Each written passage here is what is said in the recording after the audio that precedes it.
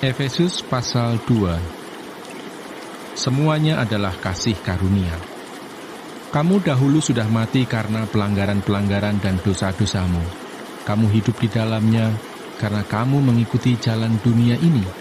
Karena kamu mentaati penguasa kerajaan angkasa, yaitu roh yang sekarang sedang bekerja di antara orang-orang durhaka. Sebenarnya dahulu kami semua juga terhitung di antara mereka ketika kami hidup di dalam hawa nafsu daging dan menuruti kehendak daging dan pikiran kami yang jahat. Pada dasarnya, kami adalah orang-orang yang harus dimurkai, sama seperti mereka yang lain.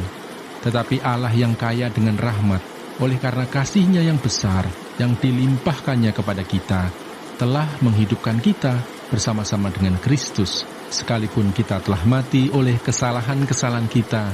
Oleh kasih karunia, kamu diselamatkan. Dan di dalam Kristus Yesus, Ia telah membangkitkan kita juga dan memberikan tempat bersama-sama dengan Dia di sorga, supaya pada masa yang akan datang, Ia menunjukkan kepada kita kekayaan kasih karunia-Nya yang melimpah-limpah sesuai dengan kebaikan-Nya terhadap kita dalam Kristus Yesus.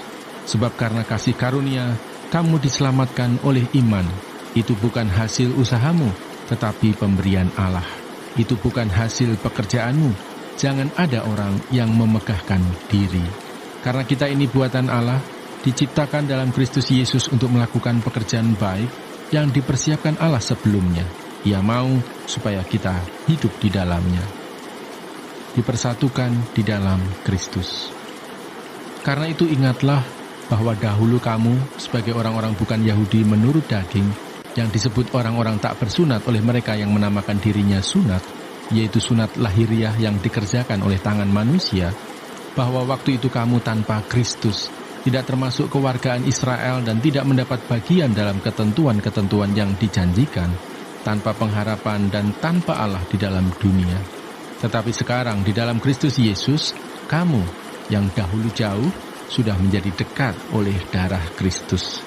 Karena Dialah damai sejahtera kita, yang telah mempersatukan kedua pihak dan yang telah merubuhkan tembok pemisah, yaitu perseteruan, sebab dengan matinya sebagai manusia, Ia telah membatalkan hukum Taurat dengan segala perintah dan ketentuannya, untuk menciptakan keduanya menjadi satu manusia baru di dalam dirinya, dan dengan itu mengadakan damai sejahtera, dan untuk memperdamaikan keduanya di dalam satu tubuh dengan Allah oleh salib, dengan melenyapkan perseteruan pada salib itu.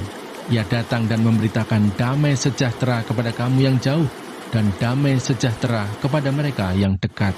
Karena oleh Dia, kita kedua pihak dalam satu roh, beroleh jalan masuk kepada Bapa. Demikianlah kamu bukan lagi orang asing dan pendatang, melainkan kawan sewarga dari orang-orang kudus dan anggota-anggota keluarga Allah, yang dibangun di atas dasar para rasul dan para nabi, dengan Kristus Yesus sebagai batu penjuru. Di dalam Dia, tumbuh seluruh bangunan, rapi tersusun, menjadi bait Allah yang kudus di dalam Tuhan. Di dalam Dia, kamu juga turut dibangunkan menjadi tempat kediaman Allah di dalam Roh.